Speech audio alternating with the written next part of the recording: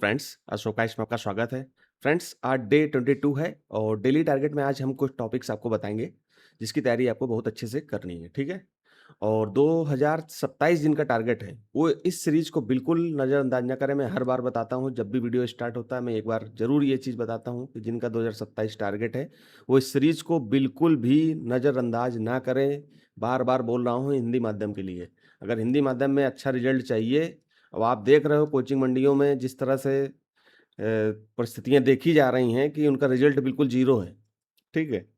तो उस तरह से अगर आप स्वयं से मेहनत नहीं करोगे, मैं बार-बार बोलता हूँ आपको स्वयं से मेहनत करने के लिए इसीलिए ये सीरीज़ चलाई गई है। इसका तात्पर्य ही है, ये सीरीज़ का तात्पर्य यही है कि आपको स्वयं से पढ़ना है। एनसीईआरटी लोग खुद घर पे नहीं पढ़ पाते हैं, इसके लिए कोचिंग मंडी भी व्यापार करने लगी कि आप जो है एनसीईआरटी हम पढ़ाएँगे। अरे यार! जो चीज़ हम खुद पढ़ सकते हैं, उन चीज़ों के लिए हम कोचिंग में जा रहे हैं कि हमें एनसीईआरटी पढ़ने के लिए भी अब टीचर्स की ज़रूरत पड़ रही है। अरे! ये तो स्वयं से पढ़ने वाली चीज़ें हैं, आप एक बार पढ़ ही चुके होते हो 6th स्टैंडर्ड की बुक्स वगैरह आप 6th क्लास में एक बार पढ़ चुके होते हो, लेकिन फिर भी हिंदी माध्यम के लिए उनका बेसिक कमज़ोर होता है, हम लोग फिर से बताते हैं। तो ये सब चीज़ें आपको फिर से पढ़नी है। फिर से पढ़ने का मतलब अपना स्वयं से पढ़िए, खुद से पढ़िए। जब आप स्वयं से पढ़ोगे तो चीज़ें खुद निकल के आएँगी। अब वही चीज़ आपको क्लास बनाकर दे दी जाए कि ये इम्पोर्टेंट, वो इम्पोर्टेंट है, फिर वो आनंद नहीं आता। फिर वो उस तरह का आप देख ही रहे हो मार्केट में किस तरह से यूपीएससी पेपर बना रहा है। तो उस तरह से हमें खुद से तैयारी करके पेपर के स्टैंडर्ड को खुद मेंटेन करके रखना है कि हमारी तैयारी ऐसी हो कि हम पेपर को आराम से क्वालीफाई कर सकें। ठीक है? तो चलते हैं खैर, ये 6 क्लास की एनसीईआरटी है हिस्ट्री की, आज ये समाप्त हो जाएगी। मतलब इसमें 3 चैप्टर ही बचे हैं, तो मैंने तीनों चैप्टर आपके सामने रख दिए हैं। ठीक है? तो 10वां चैप्टर है जो व्यापारी, राजा और तीर्थयात्री के नाम से है, इसको आपको कंप्लीट करना है। फिर उसके बाद नए साम्राज्य 11 नंबर चैप्टर है, नए साम्राज्य और राज्य इसको कंप्लीट करना है। फिर 12th नंबर चैप्टर है इमारतें, चित्र और किताबें, ठीक है? तो ये यहाँ पर से आपको बेसिक-बेसिक चीज़ें जो है जानकारी मिल जाएँगी। बाकी आप स्टैंडर्ड बुक्स जब आप पढ़ोगे, तो ये चीज़ें आपकी हेल्प करेंगी वहाँ पर और यूपीएससी प्रश्न भी इन्हीं एनसीईआरटी से ही बना रहा है ज़्यादातर। क्वेश्चन आप देखोगे जितने भी क्वेश्चन बन रहे हैं, कहीं न कहीं 12th की क्लास से, 11th की क्लास से, 6th की क्लास से। 2020 का मैंने क्वेश्चन बताया था आपको कि अशोक से संबंधित क्वेश्चन पूछा गया था, वो इसी एनसीईआरटी के किसी बॉक्स से उठा लिया गया था, ठीक है? तो जो बॉक्स दिए रहते हैं, कोई फैक्ट दिया है, कोई शब्दावली दी है, कोई अवधारणा दी है, तो ये सब चीज़ें जो दी होती हैं, वो उसको आपको उठाना है और तैयारी करनी है और अपने कहीं नोट्स में नोट कर लेना है, इनको बार-बार दोहराना है, ठीक है?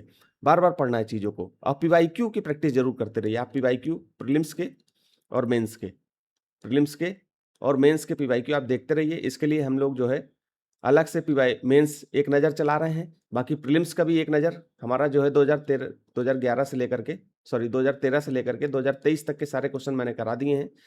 24, 25, 26 का 3 साल का है, वो भी मैं करा दूँगा। हालाँकि हमारी एक प्रैक्टिस सीरीज़ चल रही है 1979 से, तो जब हम उसको करा रहे हैं, तो ये लग रहा है कि पहले इसी को करा दें, बीच में ज़रूरत समझ में आएगी तो इसको 3 साल का है, वो भी कंप्लीट करा देंगे। इसके साथ-साथ 2011 से लेकर के 2026 तक का हमारा डिटेल एनालिसिस प्रोग्राम का भी सिस्टम है, जिसमें हमने 2011 और 2012 का हमने पेपर करा दिया है। इसमें डिटेल में बहुत अच्छे से करा रहे हैं। ये पेपर टाइम में ज़्यादा आपको मदद करेगा। तो अभी हम रोके हैं, अभी केवल आप 1979 की प्रैक्टिस करते रहिए, 48 वर्षों के प्रश्नों की हम प्रैक्टिस करा करके आपको पीवाईक्यू की पूरी तरह से तैयारी करा देंगे। ठीक है? बाकी मेंस में आपको मेंस एक नज़र चल रहा है। इसके साथ-साथ जो है 2013 का हमने हिस्ट्री का पूरा करा दिया है।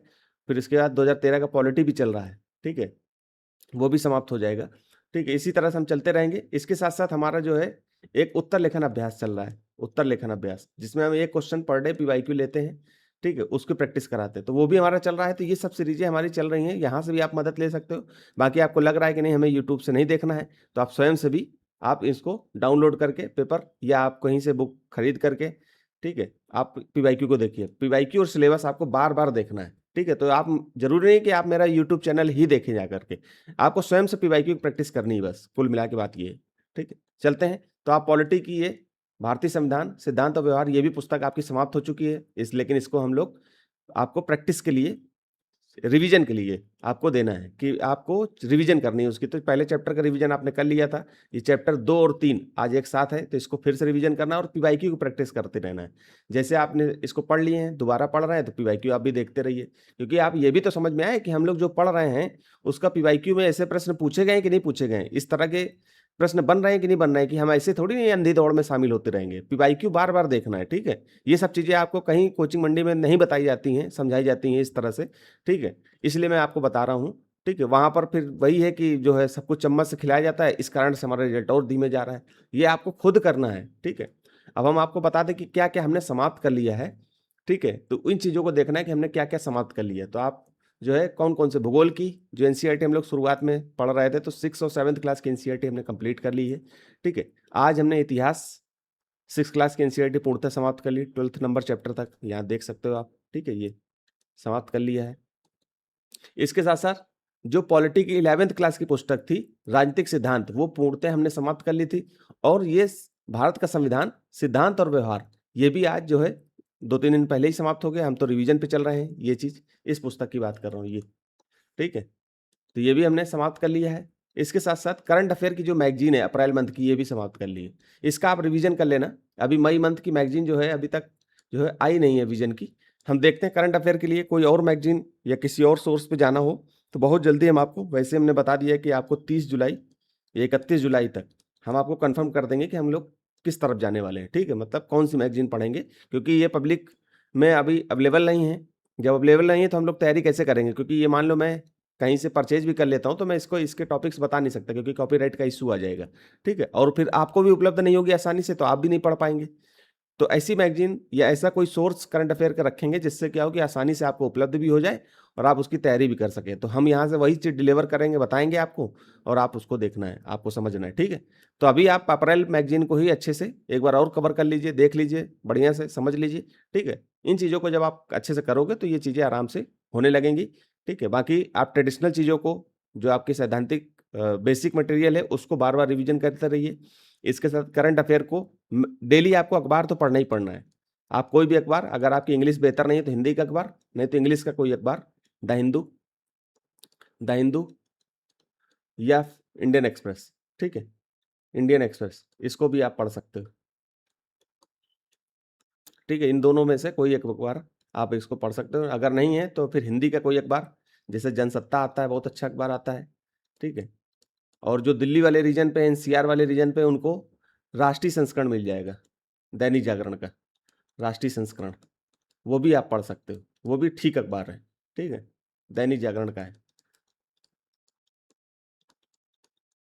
और ये कोई भी अखबार पढ़ो तो इसके जो एडिटोरियल पेज है उसको ज़रूर पढ़ते रहिए क्योंकि एडिटोरियल में बहुत अच्छी-अच्छी जानकारी लिखी होती है, ठीक है? मैं अभी हिंदी का एक अखबार पढ़ रहा था, उसमें कल का जो है न्यूज़पेपर में जलवायु परिवर्तन और जल संकट के विषय में बहुत अच्छा लेके आया था, जनसत्ता का, ठीक है? तो उसको मैं पढ़ रहा था तो मैं देखता रहता हूँ, इंग्लिश का भी देखता हूँ, हिंदी का भी देखता रहता हूँ, तो वो बहुत अच्छी-अच्छी चीज़ें जनसत्ता में भी बहुत अच्छे-अच्छे एडिटोरियल आते हैं, तो आप चाहो तो कोई भी एक अखबार पढ़ सकते हो, बाकी मंथली मैगज़ीन को ज़रूर कवर करते रहना।